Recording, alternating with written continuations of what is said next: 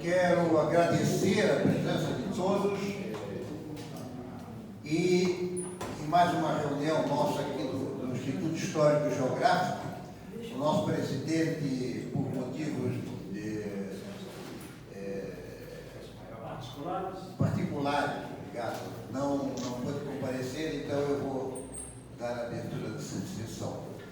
Nesta tarde teremos a oportunidade de escutar o Coronel Samuel Prestes nos dando uma palestra, dando uma panorâmica do que foram os incêndios de 1963. Eu me lembro, morava em Florianópolis, tinha na época 63, 18 anos, dava a impressão de quem escutava as notícias lá, como eu, longe de Curitiba, em Florianópolis, de que o Paraná inteiro estava pegando fogo. Essa era a sensação que se tinha, o Paraná pegou fogo. E mal sabia eu que anos depois viria morar aqui no Paraná. Mas vai ser uma tarde muito interessante, porque foi o episódio marcante na história do Paraná, aqueles incêndios de 1963. Portanto, eu agradeço a presença do Coronel Prestes e peço ao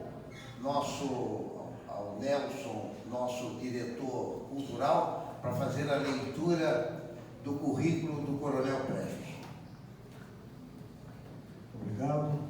Espera só um pouquinho, eu queria registrar a presença do presidente do Sindicato de Jornalistas que vem hoje aqui nos prestigiar, está aqui, o Célio Martins.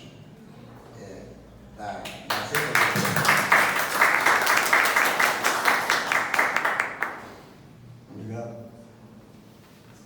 Boa tarde a todos, os nossos convidados, o nosso palestrante. E eu conversando agora com o Coronel Prestes sobre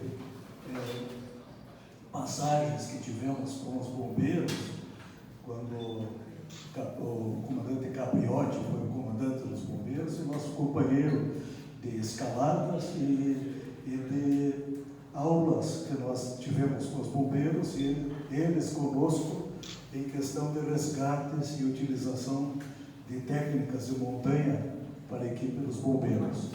Na conversa, o Coronel Prestes me comentou um detalhe que depois eu peço que ele repita para todos ouvirem, de uma participação do governador Mário Pereira junto aos bombeiros. Depois ele vai contar para nós. O Coronel Prestes nasceu em 5 de outubro de 1968, ingressou no Corpo de Bombeiros do Paraná em 1987. O currículo dele é extenso, eu pedi para ele abreviar e ele abreviou demais. Então, ele conta aqui que foi coordenador militar do Programa para Colégios Cívico-Militares do Paraná, pela Secretaria de Educação do Paraná, de 2022 até 2023. Foi comandante-geral do Corpo de Bombeiros do Estado do Paraná, de 2019 a 2021. Coordenador estadual da Defesa Civil, 2020, comandante do primeiro grupamento de bombeiros da cidade de Curitiba e região metropolitana, de 2017 a 2021, chefe da Seção de Planejamento, Ensino e Instrução, PM03, do Comando do Corpo de Bombeiros, 2014 a 2017, idealizador e comandante do Grupo de Operações do Socorro Tático, o GUST, de 2006 a 2014. O GUST, para quem conhece, é o nosso maior grupo de socorros em emergências no Paraná, em emergências fatais, em desastres. É uma referência nacional. E fez visita técnica à Finlândia para avaliação e recebimento de equipamentos e da força-tarefa do governo brasileiro para avaliação e assessoria dos serviços de bombeiros e de Defesa Civil na Guiné Equatorial em 2018. Eu vou lembrar a todos e pedir a gentileza de colocarem seus celulares sem voz ou sem ouvidos. Muito obrigado. Eu passo agora a palavra ao Coronel Presta.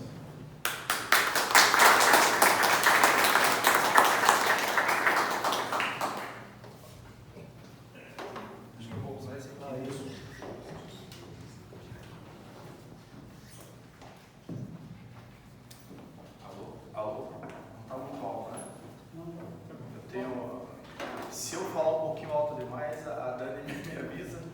Eu, às vezes, a mania do militar, às vezes, falar um pouco alto excessivamente, né? O Nelson, né? Farofa, né? Na montanha, né? Para nós é Nelson, primo do meu sogro. Então, isso que nos traz aqui.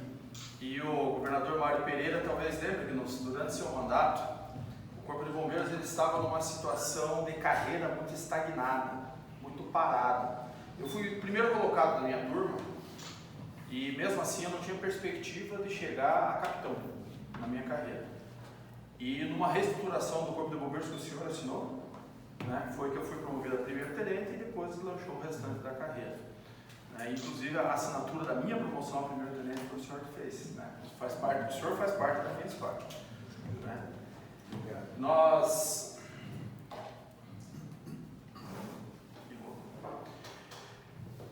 O tema, né, Paraná em Flagelo, ele é um tema bastante recorrente na nossa imprensa.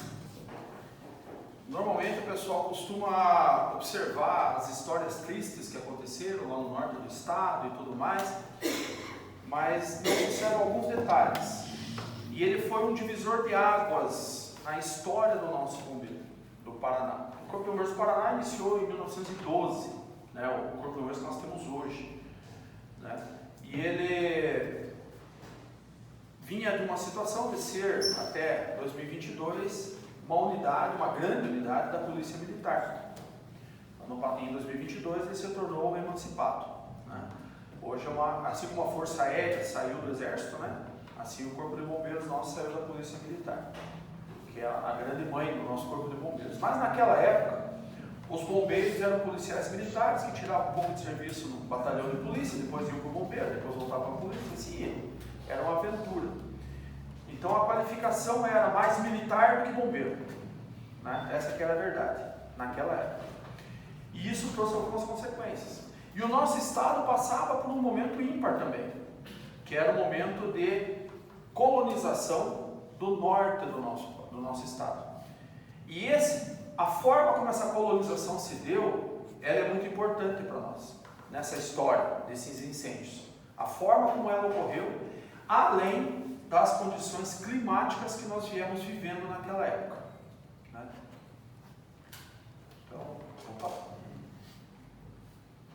Então a gente vai dar uma olhadinha, vamos fazer a contextualização desse evento, né? E vamos dar uma olhada em causas, impactos, resposta e alguns desdobramentos que existem até hoje.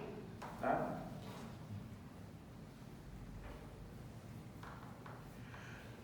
Como é que começou o nosso estado, né?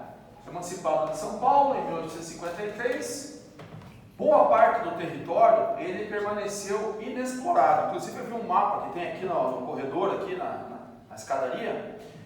Eu não me lembro se é exatamente esse mapa, né? Eu gosto muito de mapas, né? E uma época eu ia num sebo lá e tinha um mapa lá, que você ficava olhando ali atrás do quartel central ali, e eu ficava olhando e dizia assim, sertões inexplorados. O norte do estado, o miolo do estado, era considerado sertões inexplorados. Né?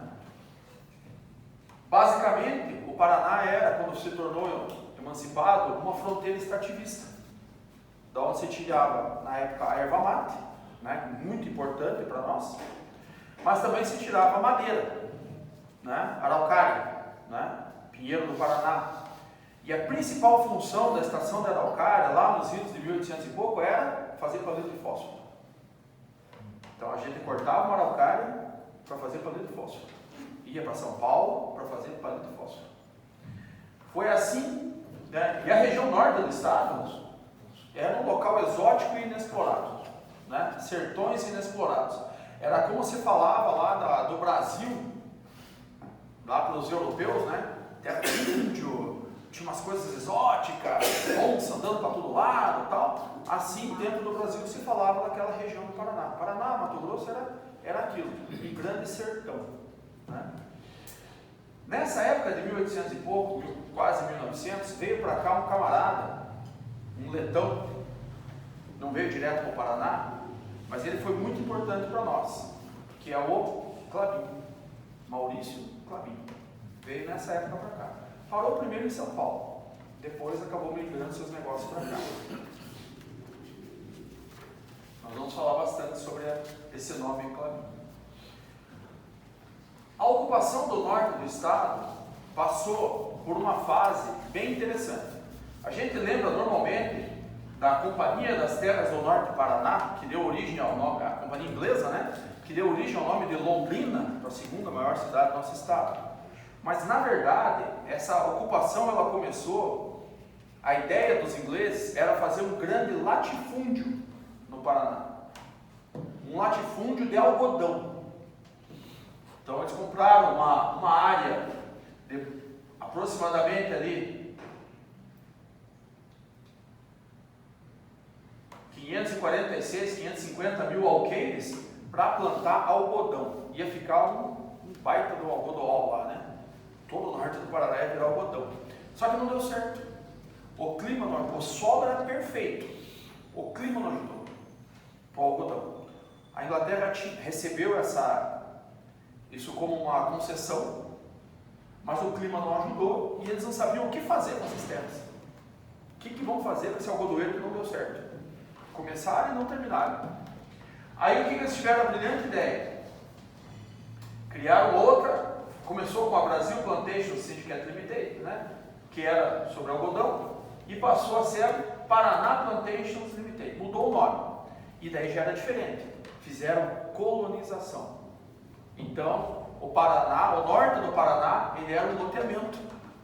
Como a gente vê o loteamento aqui do Ecoville, não sei o que, era um loteamento gigante.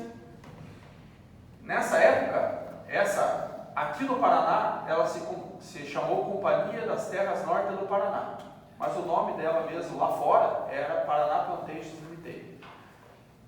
Já com 1.450.000 hectares de terra.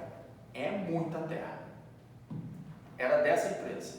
As concessões que eles compraram, que foi concedido, e eles foram fundando cidades. Fundaram 53 cidades, venderam 35.103 lotes rurais, com tamanho mínimo de 30 alqueires, mais ou menos, e 70.000 datas, que eram lotes urbanos de 500 metros, mais ou menos. E aqui, quando fala cidades, é cidades e patrimônios, né? Então, no norte do estado ainda tem muitos locais que se chamam patrimônios. Não são exatamente municípios independentes. Em outros locais chamam de distrito, né? Mas lá aqui no norte eles chamam de patrimônio. Foram fundados por essa empresa também. Eles montavam cidades com esse desenhozinho aqui, ó. Isso aqui é a planta básica de Londrina. Aqui é de Cambé, aqui é de Arapongas, aqui é de Maringá, aqui de Apucarana, todas com um local para a igreja central, um local para a estação ferroviária, que já era importante naquela época, e saindo a partir dali, respeitando, daí, logicamente, a topografia do terreno. Onde era mais plano, tinha um desenho melhorzinho, né? Onde era mais dobrado, acabava ficando um pouquinho diferente. Mas basicamente era isso, né?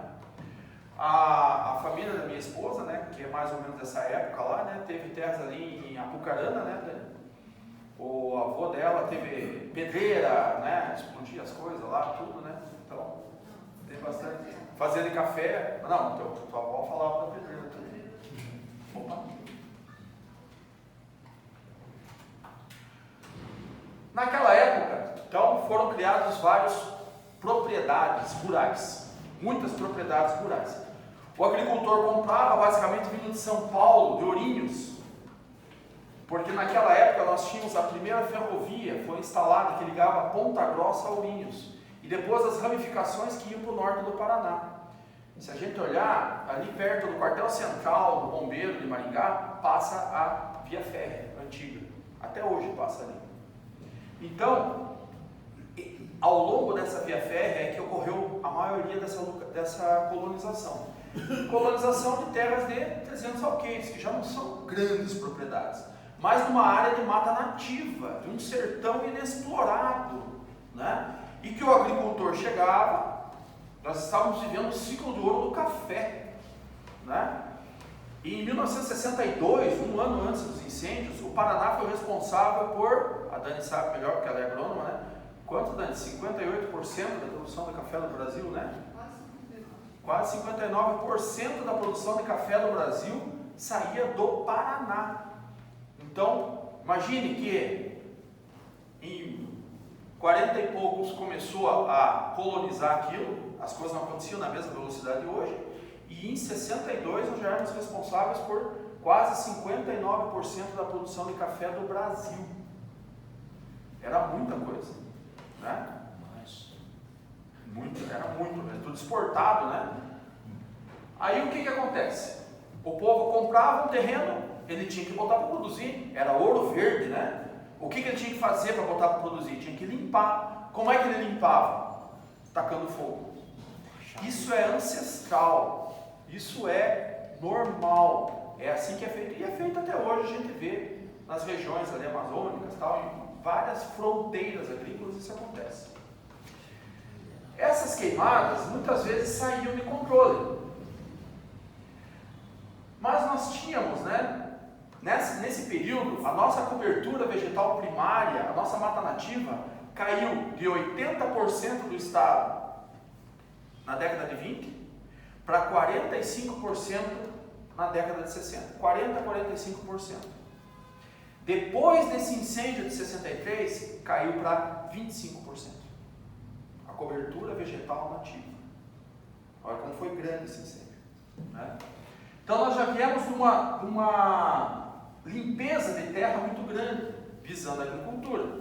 E aqui eu não estou fazendo juízo de valor, eu estou só contando uma história. E por que isso é importante? Porque é a riqueza do nosso estado. O café foi importantíssimo para nós, né? Ainda é, né? Mas sempre teve uma importância muito maior.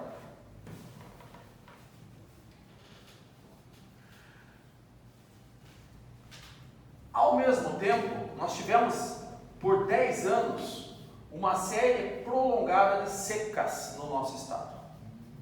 Isso o pessoal às vezes não lembra. De 52 a 63, nós tivemos uma média histórica.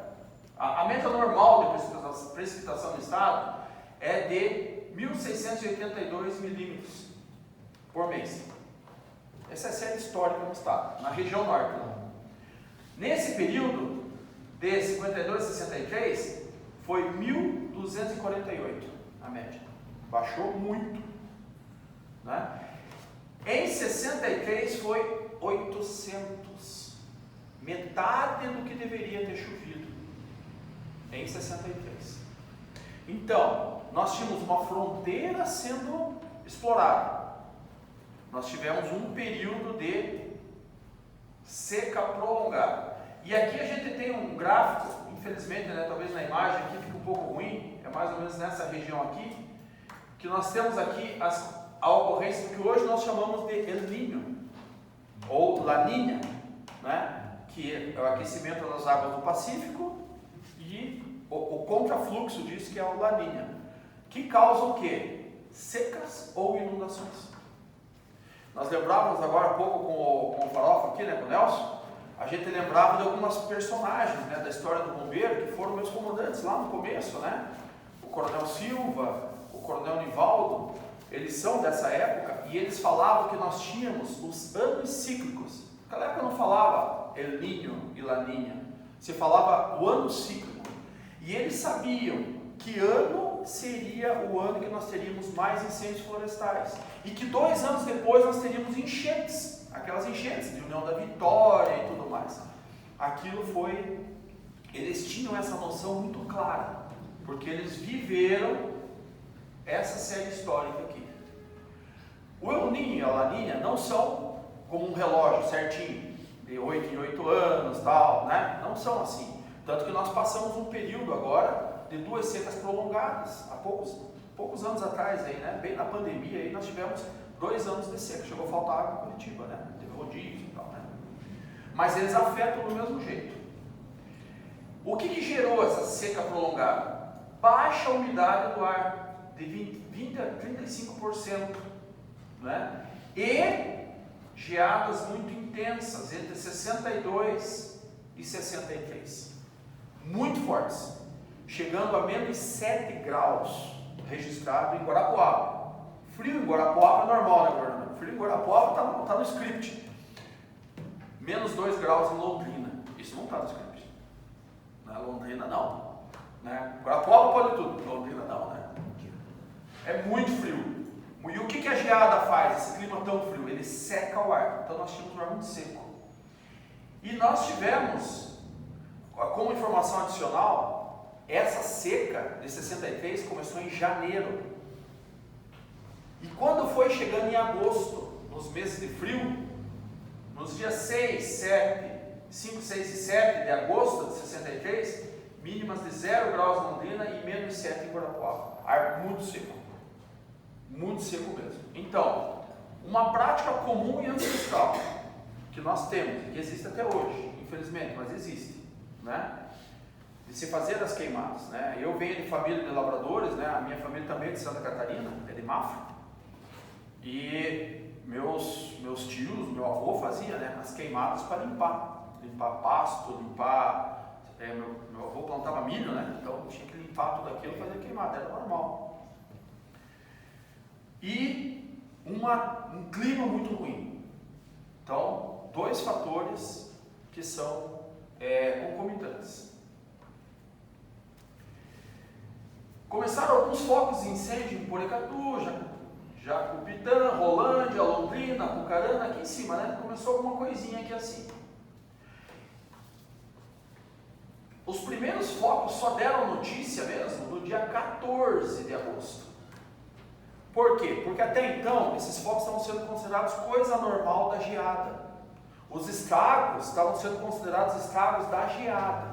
E o fogo, o incêndio, naquela época, o incêndio de uma plantação, era considerado consequência da geada. Não era considerado um evento isolado. Eles associavam a geada. Então, as notícias até essa data falam de geada forte, que causa seca e fogo. Ponto. Ninguém tinha se dado conta ainda da magnitude disso. Foi lançada uma operação de prevenção, mas já tínhamos focos em toda essa área aqui. Esse aqui é um mapa, né, daqui no Polícia Militar do Estado do Paraná, da época, né, Corpo de Bombeiros, é um mapa oficial da época. A propagação foi rápida, porque vento. Tivemos também uma época de muito vento. Com outros focos surgindo até a região de Ponta Grossa, começou a descer, atingindo um total de 128 municípios. O Paraná tinha pouco mais de 150 municípios naquela época. Todo esse noroeste do estado aqui, ainda eram, que hoje são muitos municípios, né, um coladinho com o outro, não eram tão divididos assim ainda. Eram povoados. Vários, aqui está a lista de todos eles, infelizmente, né, a imagem já está prejudicada, a gente teve que ampliar, né, é uma imagem muito antiga. Isso daqui, essas imagens estão todas no site da Defesa Civil nossa, né, de um relatório de época que está transcrito na Defesa Civil. A tragédia em datas. A operação começou logo após essas grandes geadas, aqueles 3 dias de geada. Por quê? Não está escutando? Eu acho que deu tchuí. Tá bom. Tá bom, né? Então eu vou tirar até, né? Porque esse negócio me incomoda. Dá para escutar, né? Melhor, né? Esse negócio está me incomodando, na verdade. Bom, a operação iniciou logo após o período daquelas geadas que nós colocamos ali. Mas iniciou como? Ocorrências dispersas. Vai, atende ali, atende cá. O Corpo de Bombeiros na época, nós vamos ver mais para frente ali, ele era bem menor do que é hoje. Não tinha estrutura. E ele era eminentemente urbano, para aquelas cidades que na época eram as cidades principais. Não era? Nós tínhamos aqui um quartel aqui em Curitiba, que era aqui onde é a biblioteca pública hoje, naquele terreno era o quartel do bombeiro. O outro quartel que nós tínhamos depois foi o quartel do Cabral hoje, né, no Bacaxiri, né, que é aquela fachada que parece um posto de gasolina, e aquela fachada é tombada, porque tem ali uma flor de lis, né, que diz que é do francês, da Bacaxiri, é verdade, então não pode tirar aquela fachada por causa daquele negócio que tem ali na fachada do prédio, e a gente só pôde construir para trás. Aí tínhamos outras cidades, que nós vamos ver mais para frente, e tinha que atender o estado inteiro. O bombeiro tinha mais ou menos 1000 homens, numa escala de serviço de 24 por 24. Então, se o camarada deslocava para uma localidade muito grande, quem estava de serviço tinha que dobrar serviço, ficar no quartel, fechava o quartel, porque não tinha condição da folga para o pessoal, não existia isso. O pessoal ia e ficava, né? Essa escala 24 por 24 perdurou até mais ou menos 85. É uma escala bem pesada. O incêndio foi crescendo em magnitude, sendo registrado em 14 de agosto os grandes focos. E quando a gente está falando de grande, está falando de grande.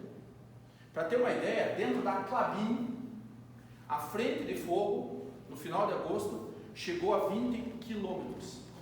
Uma frente de fogo de 20 quilômetros. Acabou com a reserva natural da Klabin, de araucárias, de reflorestamento de araucárias que eles tinham. Acabou. Em 28 de agosto foi decretado estado de calamidade e só foi suspenso em 10 de outubro, quando daí realmente choveu e daí as coisas normalizaram. Até o dia 28 de setembro não tinha chovido. Aí dia 28 começou a chover, o pessoal continuou combatendo, mas daí a chuva nos ajudou. Então aqui nós temos algumas imagens do que foi essa devastação, né? Propriedades queimadas. Via de regra, pequenas propriedades, o que acontece? A plantação ou a área de mata vai até muito próximo das casas, dos celeiros, né, das estruturas daquela propriedade, né? Consequentemente, pega fogo. Animais mortos. E aqui é uma imagem, né, de época, né, do que é combater incêndio desse jeito. Estava comentando, né, com o Nelson aqui, que eu combati incêndios, né, em 88, como cadete ainda.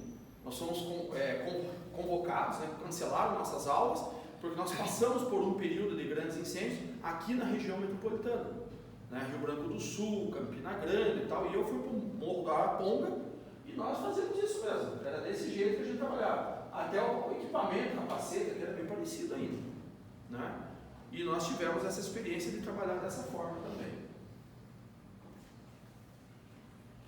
Como era o nosso corpo de bombeiros na época? Que quando a gente fala de incêndio, a primeira resposta que vem na cabeça é corpo de bombeiros. Efetiva época, menos de 1000 homens, em torno de 800 homens, para guarnecer Curitiba, Ponta Grossa, Londrina, Maringá, Cascavel, Guarapuava, Paranaguá e Irati, que eram as principais cidades do estado naquela época. Eminentemente urbano. O comandante do Corpo de Bombeiros era o coronel Hamilton de Oliveira Castro, que permaneceu até 66 no comando. Aqui era a sede do Corpo de Bombeiros, onde hoje é a Biblioteca Pública. E aqui nós temos uma ideia aqui, isso aqui acho que é em Paranaguá, e nós temos uma ideia do que eram os equipamentos que tinha. Equipamento de época, né? Pensar numa picape como a gente tem hoje, né? Uma picape que é equipada com quantidade de água, motobomba e vai, chega e entra em 4x4, entra em qualquer lugar, não existia naquela época. Male nós tínhamos um Jeep, alguns Jeeps, que 48, né? Que levavam, eu cheguei a dirigir um Jeep desses aí, e é gostoso dirigir, mas que levava a guarnição até algum ponto. Então imagine você cobrir um estado todo, todas essas regiões aqui, ó, a partir daquelas cidades e em condições precárias. Nessa época não existia nem a 116, né, que ligava Curitiba a São Paulo, era a estrada da Ribeira, que meu pai veio de Sorocaba para cá por ela. Imagine como eram as estradas aqui, estrada de chão, a dificuldade que se tinha na época. O que aconteceu? Rápida mobilização. Isso foi muito rápido. Do Corpo de Bombeiros Militar como um todo, a Polícia Militar, com o apoio do Exército Brasileiro, da Força Aérea Brasileira, que foi imprescindível, porque a mobilidade só aconteceu quando nós começamos a ter acesso a esse tipo de equipamento. Senão, não tinha mobilidade. A Cruz Vermelha Internacional, que montou hospitais de campanha para atender os queimados dessa ocorrência. O US Forest Service dos Estados Unidos mandou consultores aqui para o Brasil para orientar, né, os nossos bombeiros. O Brasil não tinha tido incêndios dessa magnitude até então. Não acontecia. Aliás, um parênteses, né? Me veio à mente agora. O Paraná, ele tem um histórico de alguns recordes aí, né? Esse ainda é o maior incêndio em escala, incêndio florestal em escala de devastação até hoje. E o outro recorde que nós temos é o de maior derramamento de óleo em águas fluviais até hoje, que foi o derramamento da Repara aqui no início dos anos 2000. Né? Caiu no Rio Barigui, depois pegou o Rio Iguaçu e foi embora, né? Então é o maior derramamento de óleo em águas fluviais até hoje também. E dos radioamadores. Os radioamadores foram imprescindíveis também para poder gerar comunicação entre os diversos órgãos. As guarnições do Exército, orientadas pelos bombeiros, iam até o local, né, levados pela Força Aérea, combatiam, né, dentro das possibilidades que o Brasil tinha à época. Estamos falando da década de 60, né? Não tínhamos assim, é muito diferente daquilo que os Estados Unidos tinham. Por isso que vieram o pessoal do US Forest Service. Eles já têm um histórico de incêndios, inclusive eles têm, o único serviço federal de combate a incêndios dos Estados Unidos é o Serviço de Combate a Incêndios Florestais, onde eles têm, inclusive, até hoje, né, paraquedistas bombeiros, né, para aquelas florestas de sequoia e tal, que não é o caso da nossa realidade, mas eles têm um serviço diferenciado nesse sentido. E, inclusive, a organização deles para incêndio florestal era diferente. Nós não tínhamos, né? E eles tinham uma organização já sacramentada. Tinham seus problemas também, até hoje tem, né? Aqueles incêndios lá da Califórnia, que queima tudo, tal, queimou a casa do Stallone uns anos atrás, né, e tal, né? Coitado do rock, né? Fazer o quê, né? Nem o Rambo, né? Como é que foi o planejamento e execução das coisas? Com a assessoria desse senhor aqui, Mary S. Lowell, até o S é o minúsculo ali, era para ser maiúsculo, que era do US Forest Service, foi estabelecida uma frente de planejamento conjunto. Ele é esse senhor aqui, ó, com participação dos diversos organismos e da sociedade organizada. Então aqui nós temos piloto, pessoal das Forças Armadas, da Polícia Militar, bombeiro aqui da Força Aérea, aqui também, e sempre tinha o pessoal da sociedade organizada. O que hoje vem a ser o DER, né, que na época não existia ainda, mas também que começava a fazer, se colocou máquinas à disposição e tudo mais, porque houve a necessidade de se tomar medidas que não eram usuais na época. Né?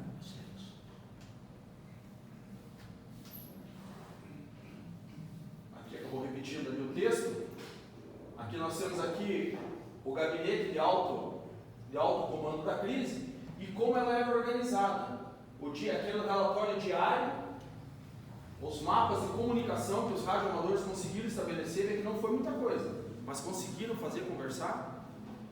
E como é que nós fomos organizados aqui, ó, com reforço da própria Polícia Militar, aqui parte aérea civil, aeronaves locadas para fazer observação, o Corpo de Bombeiros da Guanabara, do Rio Grande do Sul também ofereceram algum apoio, mas muito pequeno. E o governo do estado colocou vários motoristas à disposição para levar o pessoal. Todos os carros do estado estavam destinados a esse evento. Opa. Como é que foi essa tragédia em números? Nós tivemos em registros oficiais 89 óbitos. Vão ver um videozinho que vai passar, eles falam em 70 e poucos, mas na verdade o que está registrado são 89 óbitos de pessoas que foram efetivamente identificadas, localizadas e identificadas os seus óbitos, pelo que hoje seria o INSS, né? Mas que na época tinha outro nome. Pelas contas da nossa Defesa Civil, pelo relatório do bombeiro, foram em torno de 170 pessoas que morreram. Uma discrepância muito grande de números, né? A imprensa chegou a anunciar 252 pessoas que faleceram. Então, a dificuldade de informação. Qual desses números é verdadeiro? Nós acreditamos que alguma coisa é entre esses aqui. Por quê? Naquela época era muito comum pessoas não terem documentação. Anônimos, né? Principalmente nos sertões, né? Nas áreas mais afastadas. Mas não tinha nada, não era identificado. Esses números aqui são os números que gerou uma certidão de óbito positivo. Sabia que era aquela pessoa que faleceu. Mas muitas pessoas foram enterradas como indigentes ou corpos que nem chegaram a ser encontrados, só desapareceram. Né? Por quê? Porque foram consumidos, né? E as pessoas desapareceram, ninguém nem sabia quem estava lá. Porque estamos falando de uma área muito inexplorada ainda. A área queimada foi de 2 milhões de hectares, sendo 500 mil hectares de fontes primárias, com errinho ali também, isso porque eu e a Dani revisamos ali, né? 20 mil hectares de plantações já estabelecidas e 1.480 hectares, mais ou menos, de campos e matas secundárias, ou seja, aquelas matas que eram recém-derrubadas, mas que já estavam voltando a virar capão de mato, vamos dizer assim. Então, vê que plantações mesmo aqui, o pessoal coloca muito a tragédia, começou por alguma queimada, mas não foi só a plantação que foi afetada. A grande maioria é mata secundária, que é aquela mata que já foi degradada, mas não está bem limpo ainda, o capão de mato, né? Estava seco. Totalmente seco. Lembra uma seca desde janeiro? Desde janeiro não chovia direito na região. Então, aquela observação que eu fiz, somente na fazenda Monte Alegre, da Clabin, tinha uma frente de fogo de 20 quilômetros. 20 quilômetros de uma frente de fogo. Né? Imagine com a tecnologia da época combater uma coisa dessas aí. Né? Aqui, né, infelizmente, né, como é que eram encontradas as pessoas? Então, é uma relativamente chocante, né? Mas era assim que se encontrava. E aqui, como é que era os bosques da Clabin lá, né? Como é que ficava? 2 milhões de hectares devastados, isso queria dizer mais ou menos 10% do território estadual. O governador falou, né, que dá a impressão que o estado inteiro estava queimando, né? Mas 10% é bastante coisa, né? De um estado do tamanho do Paraná, 10% que foi destruído, né? Destruído. Então tivemos cenas como essas aqui, uma casa, né, muito próxima da área florestal, totalmente queimada. Como é que ficou a região aqui, né? O desolamento do nosso agricultor ali. Imagine aquele camarada que foi para colonizar uma terra, começa a viver aquele sonho e de repente acabou tudo. Como é que ficou a região aqui, né? O que gerou isso? Impacto econômico, êxodo rural, famílias migrando para áreas urbanas. Então houve um boom das áreas urbanas, que lembram, eram cidades nem comparadas com os tamanhos que temos hoje. Londrina, Apucarana eram cidades bem menores, né, do que temos hoje. Então esse foi o grande impacto. Temos que lembrar que o café, né, hoje nós estávamos pesquisando ainda, né, até antes de vir para cá nós estávamos pesquisando ainda, né, e a vantagem de ser casado com mestre é isso, né, ela parou lá e começou a me dar aula ainda, né, eu ia falar que ela começou a me dar aula, ela me corrigia ainda. Mas o que acontece? Em 62 nós tivemos uma super safra de café, já vinha tendo super safras e o valor do café estava diminuindo. E foi mandado exterminar uma parte da plantação de café pelo governo federal. Como é que se extermina isso? Queimando. Então imagine, aquele capão que aparece ali, ó, era coisa que já tinha sido exterminada. Para que isso? Para aumentar o valor do preço do café, que era uma grande commodity que o Brasil tinha na época. Muito importante, e que era importante que tivesse um valor agregado maior. Então era uma estratégia do governo, né, do Brasil, né, acabar com as produções que não fossem altamente produtivas, né? De qualidade, queimar, acabar com aquilo. A Dani lembra lá quantos mil pés de café foram? Milhões, né? Não lembro. Mas era na cifra de milhões de pés de café que foi mandado acabar. Isso gerou o quê? Imaginem, em 62 faz uma grande queimada dos cafezais. Em 63 uma seca prolongada. O que tem ali? Toco de café queimado, né? De pá de café queimado, que é combustível. Aí uma seca prolongada, geada, ar seco também, pronto. Tragédia iminente, né? Iminente não, corrente, né? A Klabin foi muito importante nessa, ela foi muito afetada. A Klabin, como eu falei, o seu Maurício Klabin veio para o Brasil, começou a explorar a araucária em São Paulo ainda, para fazer palito e fósforo, migrou para o papel, e daí tinha umas terras lá que os ingleses estavam vendendo, no norte pioneiro do Paraná, ele resolveu comprar. Né? Comprou pouca coisa, né? Comprou só o Telemaco Borba inteiro, depois hoje tem 100 GES, tudo mais, é só Klabin, né? É a maior indústria de celulose do mundo, a Klabin, né? E celulose não é só papel, né? Celulose é outras coisas também, né? Até a máscara que a gente usou na época da pandemia é celulose, né?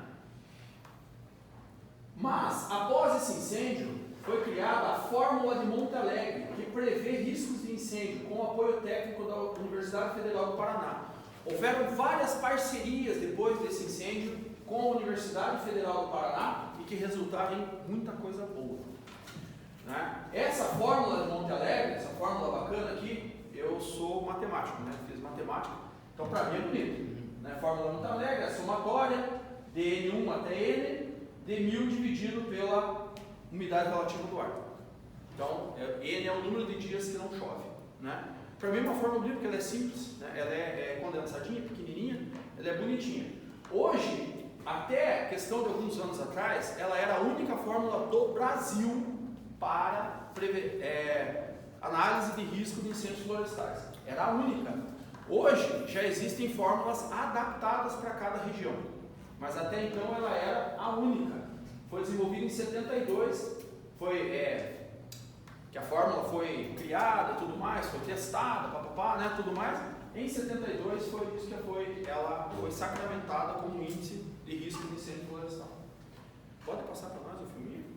Nós vamos passar aqui agora um testemunho de um senhor que participou, que era criança na época desse evento. É o 1 ou 2?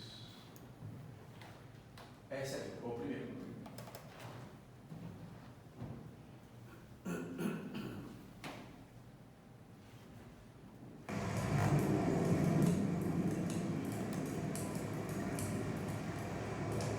Vou te mostrar por que o Paraná é considerado a Fênix brasileira.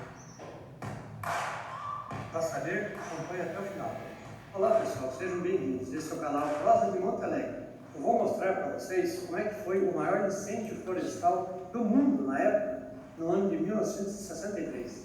Para quem já ouviu falar ou para quem não ouviu falar, esse incêndio gerou protocolos internacionais para prevenção e combate a incêndios florestais no mundo inteiro.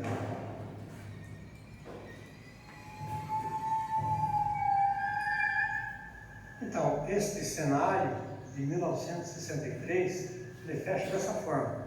Um período de estiagem, no inverno, fortíssimas geadas, e daí os ventos da época, essas grandes geadas que chegaram em Londrina, Jandaia, na região dos cafezais do Norte Pioneiro. Então, essas geadas dizimaram os cafezais, que era a economia mais conhecida.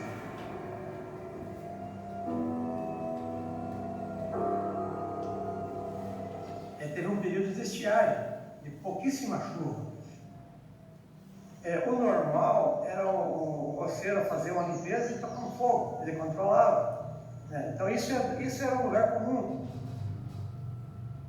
Fazer um foguinho aqui, às vezes um caçador estava catando pinhão e fazia uma sapecada, mas isso era controlado, nunca aumentou. Mas então, por que aumentou? Porque nesse momento, somando então com a estiagem, com a geada forte, e com os ventos da época, a influência começou a propagar muito maior, muito mais rápido. Então aí você tinha o ar seco, aquecido e fazendo velocidade. Então estava montado o cenário para esse grande incêndio.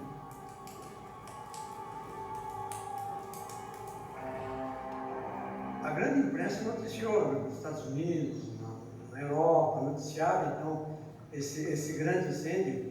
E naquele momento, em 1963, o estado do Paraná foi assolado com o maior incêndio florestal do mundo.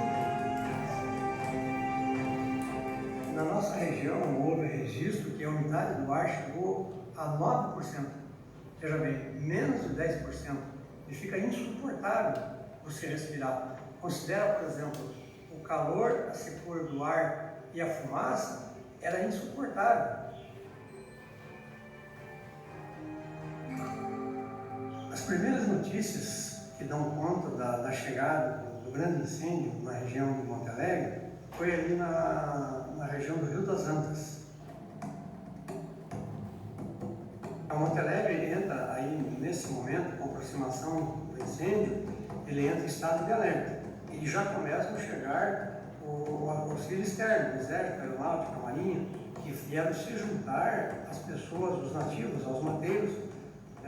Já tem contas, damos conta dos acidentados, das pessoas que estão chegando no Hospital da Harmonia, e a primeira leva é da região de Ortigueira. Aí já está consumado o incêndio que está no nosso quintal.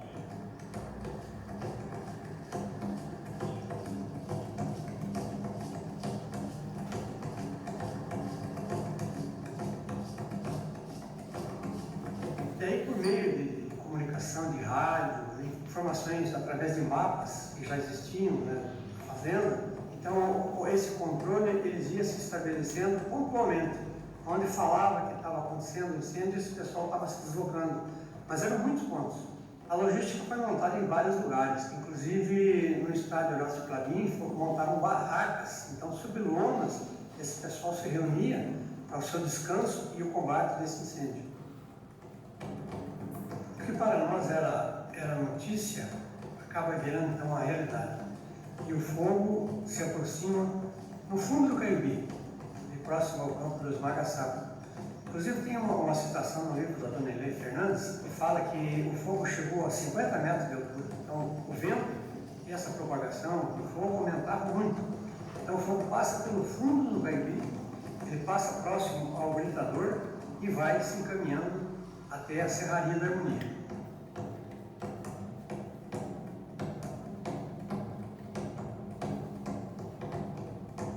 Com essa aproximação, a cidade se conhecia, era difícil até a locomoção, devido à fumaça, à fuligem.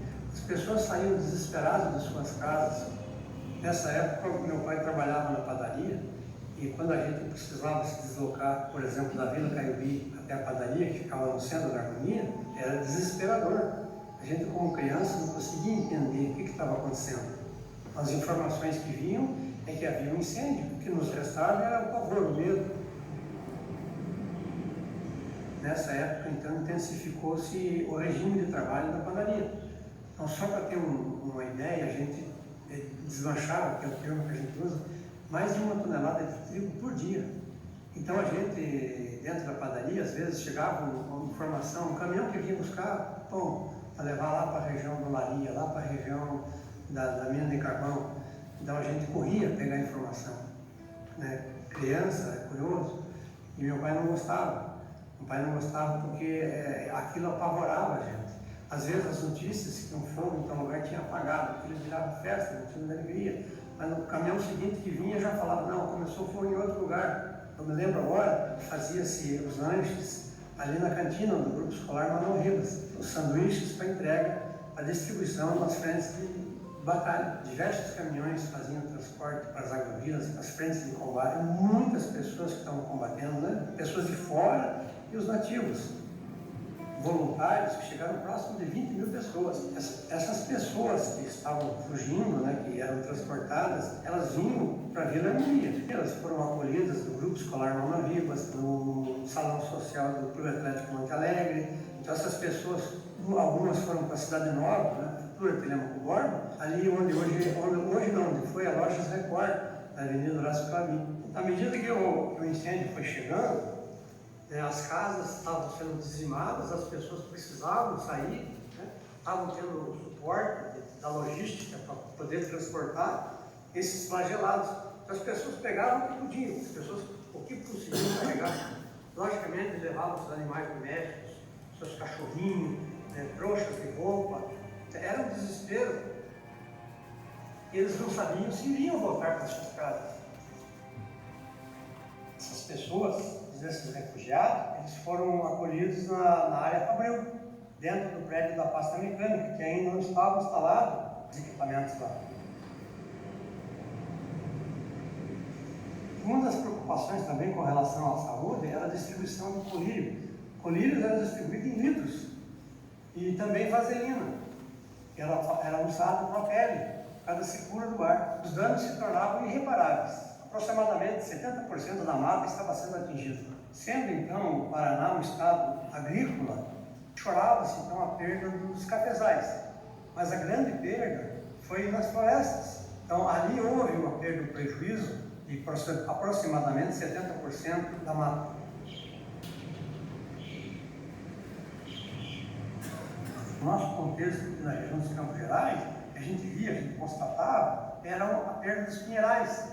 A gente via aqueles pinheirais ressequidos, queimados, parecia um cemitério, né? E fuligens pelo chão. Então, só para contextualizar, por exemplo, o que significa Monte Alegre na economia do estado do Paraná. Então, no final da década de 30, início da década de 40, o Paraná ele estabelece então, a maior fábrica de papel do hemisfério sul. Então, ali ele começa a ser conhecido como um grande produtor de papel. Em 1953, ele tem o reconhecimento da ONU como o maior reflorestamento particular do mundo, que é na Fazenda Monte Alegre. Em 1963, tem o grande incêndio, né? Então, se você imaginar, por exemplo, se existia algum protocolo de preservação, de proteção de meio ambiente, contra incêndio, existia. Agora, quando chega um incêndio, um grande incêndio, que assola o estado do Paraná, daí a coisa muda, que é um fato completamente novo. A partir daí, seriam feitos novos protocolos, e hoje são reconhecidos internacionalmente. E como resultado dessa calamidade, a gente tem registro de 73 mortes, mais de 4.000 residências foram dizimadas pelo fogo, algo próximo de 5.700 famílias precisavam recomeçar em algum lugar. Tanto o pequeno proprietário que tinha uma chácara, como o grande proprietário de um cafezal, tiveram que buscar nas cinzas um recomeço.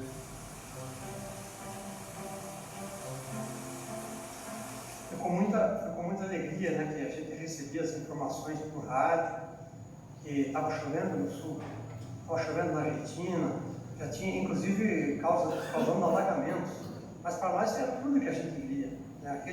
Aquele agaçal, aquela chuva que estava chegando, era tudo que nós precisávamos. E a gente ficou feliz quando viu que da mata começou a sair a fumaça branca. Significava então que estava acabando o incêndio na nossa região, no nosso estado do Paraná. Então, 63 foi um ano difícil, né? Um ano que o incêndio trouxe a calamidade, o flagelo. Mais tarde teve algumas campanhas contra epidemias de tifo, por exemplo. Então foi um ano muito difícil. Mas nós temos que em 63, a Cidade Nova ela passa a ser município de Telêmaco Borba. Então foi em 63, seria um fato a comemorar. Em algumas localidades demorou-se mais o restabelecimento das realidades anteriores. Monte Alegre, por exemplo, já teve a inauguração do projeto 3, que era a entrada da nova pasta mecânica. Então, no ano 64 e 65, foram anos que já se estava estabelecendo os recomeços.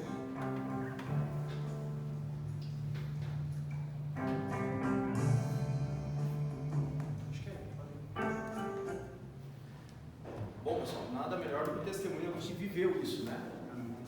E é importante a gente continuar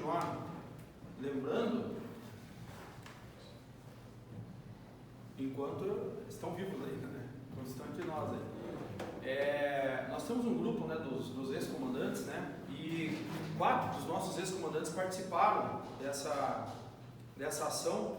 Eu convidei eles, mas até pela idade que eles têm hoje, eles pediram desculpa e não vieram, né? O Coronel Wilson Santos, o Coronel Goro, o Coronel Lúcio e o próprio Coronel Capriotti, que era aspirante ainda naquela época, né? Mas os mais velhinhos já estão na casa aí dos 90 e tantos anos, né? Então, eles já eram mais antigos, né? Aí eles pediram desculpa e não vieram, né? Mas por isso que eu falei que a Klabin foi muito importante. Ela já era uma indústria importante para o nosso estado e foi muito afetada, né? Mas desse ser afetado, passou a compor parcerias com a Universidade Federal, com o próprio Corpo de Bombeiros, se reergueu, né? E continuou dando suporte para a economia paranaense, né? E criando coisas, inclusive, né, de procedência nacional, internacional até, né? No Corpo de Bombeiros, o que a gente aprendeu com isso? O Corpo de Bombeiros passou por algumas reformas, passou a ser mais especializado, né? Aquilo nunca tinha acontecido daquela forma, né? Então, com a assessoria da Universidade Federal do Paraná e do Forest Change lá dos Estados Unidos, foi criado o CPCIF, que é o Curso de Prevenção e Combate a Incêndios Florestais. E ele foi o único curso de combate a incêndios florestais no Brasil até o final da década de 90. O pessoal vinha de fora fazer curso aqui, né? Aí na década de 90, o pessoal do Distrito Federal, onde tem muitos incêndios, fez o curso deles. O nosso pessoal daqui foi para lá para fazer esse curso para eles.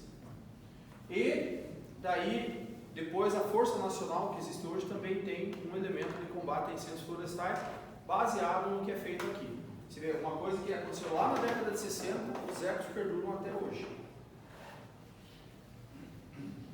Foi criada uma doutrina consolidada. Todo soldado do Corpo de Bombeiros passa por um treinamento de pelo menos uma semana de incêndios florestais na região de Londrina.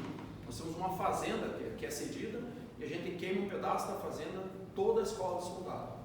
Todos os cadetes, e eu passei por isso também, nós vamos para Telêmaco Borba e nós passamos por treinamento dentro da fazenda Monte Alegre.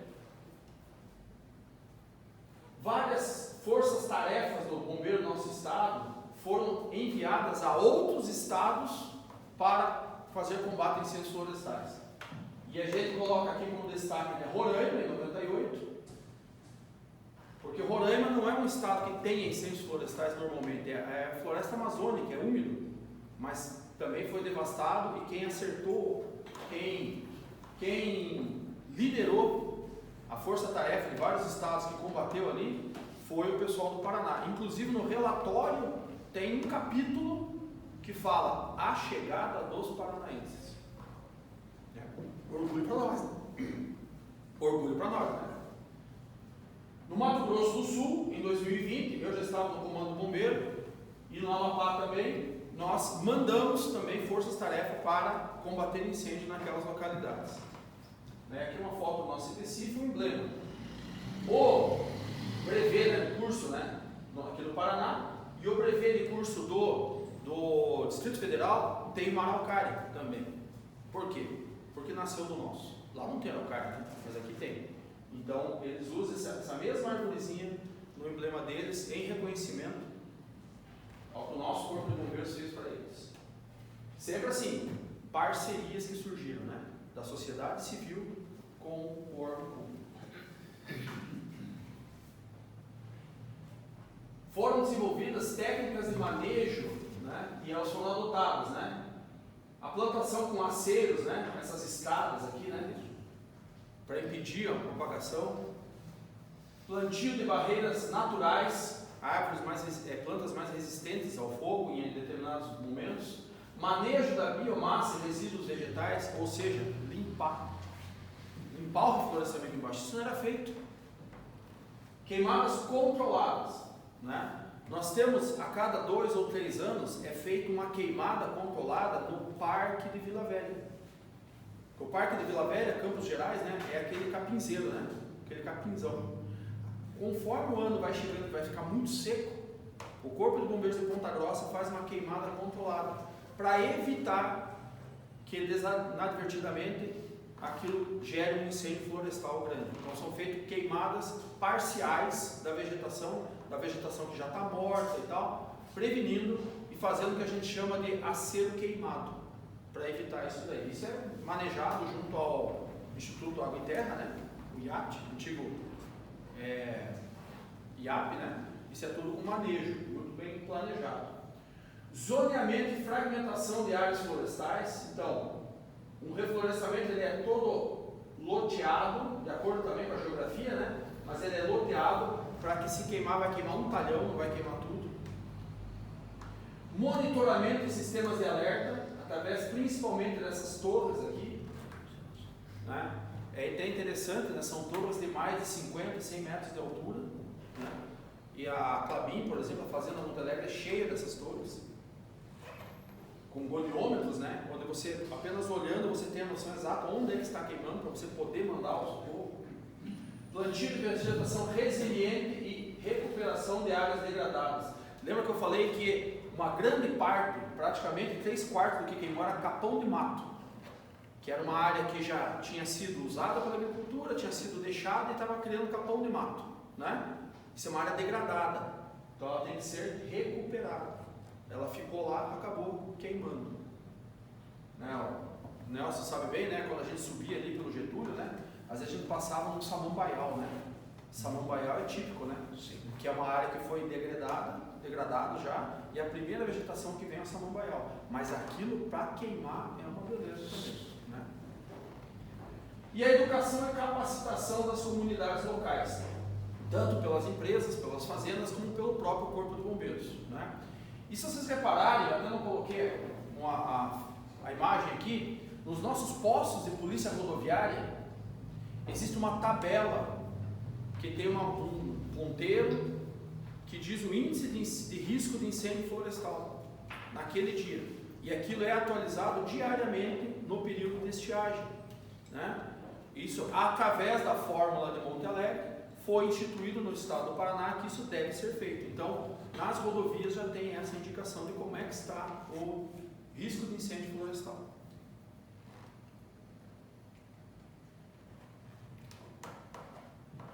Como é que foi? O que nós temos de registro documental a respeito disso? Temos Paraná e Flagelo, o relatório, né, que é do Departamento de Terras, Geografia, Terras e Colonização, de 63. Temos esse outro documento, Paraná, do Flagelo à Recuperação, que é do governo do estado, também de 63. E temos a Operação Paraná e Flagelo, histórico do governo, que está disponível no site da Defesa Civil, que é esse relatório aqui, ó, que até aparece naquele filminho. Esses três aqui são os únicos documentos oficiais que nós temos sobre o Paraná e Flagelo, hoje, né? Temos uma literatura, que é esse aqui, esse livro aqui, que foi onde eu baseei muitos dos nossos dados aqui, que é 1963, O Paraná em Chamas. É o único livro escrito a respeito. O autor? Autor José Luiz Alves Nunes, londrinense, né? É o único livro que existe a respeito desse tema. E temos os nossos videozinhos, né? Paraná em Chamas e tal. Aqui é o livro, né? E a imprensa local da época, né? Fez uma vasta cobertura, né? Só que a exemplo do que aconteceu com o número de óbitos, né? Essa cobertura ela era incerta, imprecisa, porque as informações assim eram também. Estamos falando da década de 60, né? Nós tínhamos pouca informação, a informação não chegava, né? Eles chegaram a falar alguma coisa em torno de 200 e poucos mortos. A única coisa que estava certa, né, que a imprensa deu certinho, foi que o número de feridos foi 1.052 pessoas que sofreram queimaduras, né, e foram atendidas. Mas vários dados ali eles são muito incertos pela imprensa, né? Por quê? Por dificuldade de coletar uma informação correta, né? Os que dados do sindicato, imagina naquela época, né? Conclusão. Temos a necessidade de práticas agrícolas e florestais seguras políticas de manejo e prevenção de desastres. Lembra que eu falei para vocês, teve uma decisão política de melhorar o preço do café, que gerou resíduo, aliado a uma condição climática, aliado a uma prática, gerou o quê? Um incêndio. Foi o estupim de tudo. Né? E o impacto na conscientização ambiental e na gestão de emergências do Paraná. O Paraná é um estado que se preocupa muito, mas muito mesmo, com a questão de preservação. Né? O pessoal acha que nós somos muito chatos até. Né? Até no nosso litoral, para cortar uma restinga ali é um parto, né? Tem que brigar com Deus todo mundo. Nós somos muito ambientalistas. Nós aprendemos a lição. E a gestão de emergências.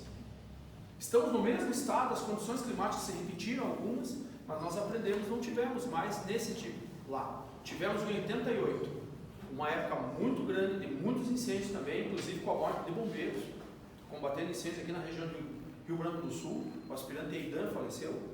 Tivemos episódios pesados, tivemos em 2019 e 2020, né? Na época que eu estava no comando, tivemos muitos incêndios florestais, mas mesmo assim nós tínhamos a tecnologia para dar conta. Conseguimos. Né? E temos mais um filminho aí.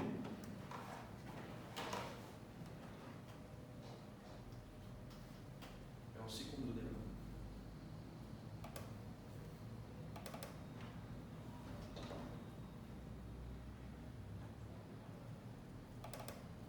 Uma das maiores tragédias da nossa história aconteceu no ano de 1963. Foi um grande incêndio florestal que se alastrou pelo estado. Vamos ver essa história agora no quadro Memória Paranaense. O maior incêndio da história do Paraná causou muitas perdas e mortes. E o combate foi difícil, porque na época os recursos de controle de incêndio eram poucos e os acessos no interior eram por precárias estradas de terra. O problema pode ter começado com o costume dos agricultores de fazer queimadas, e a geada forte do mês anterior deixou a vegetação muito seca, facilitando a propagação do fogo. Os incêndios se espalharam por vários pontos do Paraná, destruindo uma área maior que todo o município de Londrina. Foi considerado o maior incêndio florestal do Brasil e um dos maiores do mundo.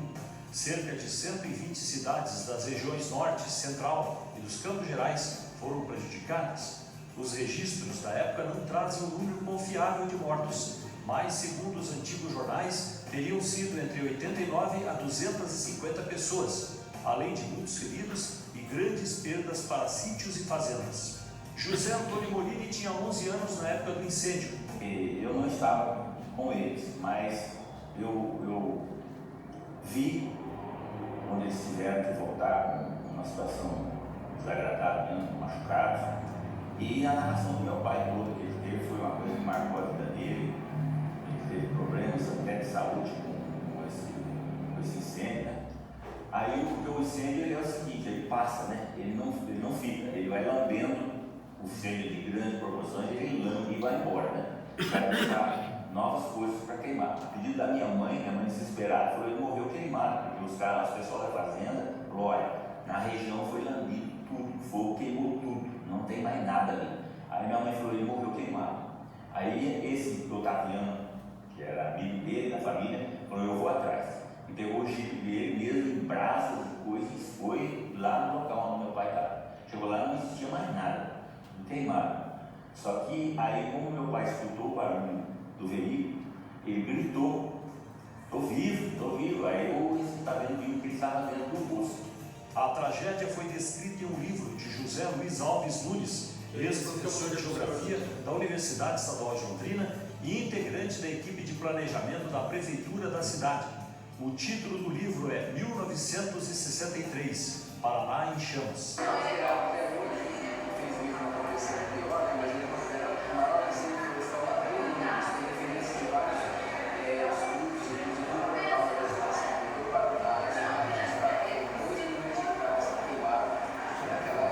As perdas foram muito grandes, mas a partir daí cresceu a orientação do governo estadual para que os agricultores evitassem queimadas e também começou a criação de unidades de corpo de bombeiros da Polícia Militar pelo interior.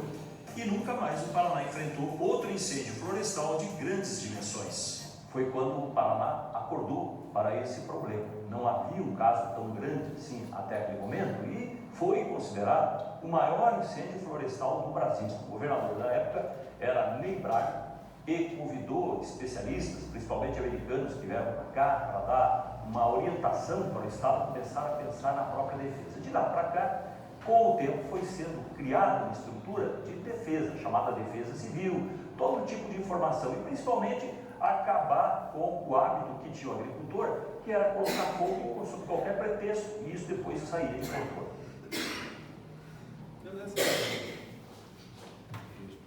Zé William, nosso companheiro aqui. Oi. William, nosso Sim. Não, eu coloquei até por questão de homenagem a ele mesmo, né? Que eu sempre acompanho as colunas dele.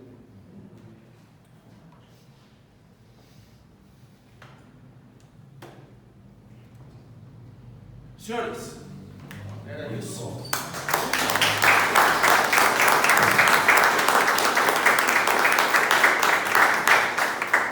É uma história assim que, como aquele outro senhor do primeiro vídeo fala, né? O Paraná, ele é uma fênix, né? Ele ressurgiu de um evento que, para a época, sem expectativa que acontecesse, né? O Paraná já existia há mais de 100 anos, né? Como estado, e nunca tinha acontecido uma coisa dessa, o pessoal não tinha essa noção. Aconteceu, o Paraná não só aprendeu as lições, Paraná, governo, população, né? O conjunto Paraná aprendeu as suas lições e evoluiu. Assim como a fênix que nasce do fogo, nós também evoluímos. Uma outra situação que nós temos também é a criação de um curso, né, que por muitos anos foi o curso referência no Brasil em engenharia florestal, que é a nossa engenharia florestal aqui da UFPR, né? Também tem o seu nascedouro lá nessa situação também, tá? Agradeço a oportunidade.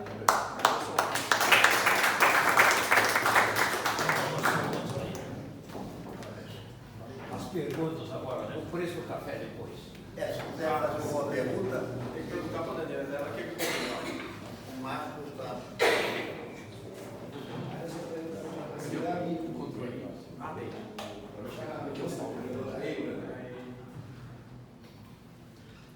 Bom, eu quero dar agora dizer umas palavrinhas bem rápidas sobre, em função da nossa palestra. Eu cheguei no Paraná em 68, em 69 eu estava em Apucarana, tinha sido queimado. E lá, já em 69, portanto, 6 anos depois, o cafezal era lindo. Aí veio já em 69 e aí em 75 liquidou o café no Paraná. Mas em 69, antes da geada, eu estava lá, e para ver como cresceu o norte do Paraná, mesmo depois dessa tragédia, eu instalei lá um transformador, eu sou engenheiro eletricista, era engenheiro empreiteiro que estava fazendo a obra de subestação de Apucarana. Um transformador trifásico de 75 mil voltamperes, 75 MVA. Para você ter uma ideia, o transformador de Bosch tem 112, 250 quilowatts. Eu instalei o kVA, eu instalei um transformador de 75 mil kVA. Era o maior transformador trifásico feito até então no Brasil. Aonde instalado? Em Apucarana, que 6 anos antes tinha sido queimado. Quer dizer, o Paraná realmente ressurgiu das cinzas. Então, eu quero cumprimentar e agradecer ao nosso coronel e vamos agora entregar-lhe, como fazemos sempre a quem nos dá o prazer de uma palestra, um certificado. Primeiro, obrigado pela palestra. Ali o senhor explicou que no evento houve uma ajuda de outros estados, né? Rio Grande do Sul, Santa Catarina, Guanabara. São Paulo não ajudou? São Paulo ajudou também, mas essa ajuda toda foi que não consta nem direito no relatório. São Paulo também tinha um problema de incêndio florestal na região de Ourinhos. Teve alguma ajuda, mas eles também estavam sofrendo na região deles, ali, que é bem na divisa. Ali, né? Eles também tinham seus próprios problemas. Ali. Não é que não mandaram, né? E assim, mesmo essa ajuda, mesmo nos relatórios, assim, teve ajuda. Mas não está nada registrado como foi. Infelizmente, a gente tem pouquíssimos dados oficiais. Bom, vamos. Um outro item, o preço do café depois, um dado econômico que nós temos ver aqui. Não sei dizer. Não sei dizer, não pesquisei. Até porque, como nós falamos, né? Até 62, né? A produção do café no Brasil, ela foi, e no Paraná em particular, ela foi uma coisa absurda, o que derrubou o preço do café. Foi erradicado. O Paraná era praticamente 60% da produção do café do Brasil. Com essa queimada, o restante do café dos outros estados ficou valorizado. Então, o preço do café foi para cima. Mas eu não tenho, sei lá, podemos pesquisar, né? Mas eu não tenho exatamente o valor, mas que eles... Talvez o Instituto do Café a gente ache isso aí, né? Então, cumprimentando, vou pedir que o governador entregue o diploma do nosso palestrante. Instituto Histórico Geográfico do Paraná, certificamos que o coronel Samuel Prestes proferiu na presente data a palestra sobre o tema 1963, Paraná em Flagelo, Curitiba, 12 de novembro de 24.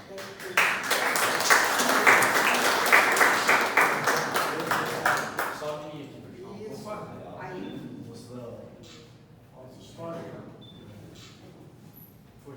Bom, agradecendo a presença de todos, por encerrada essa nossa reunião.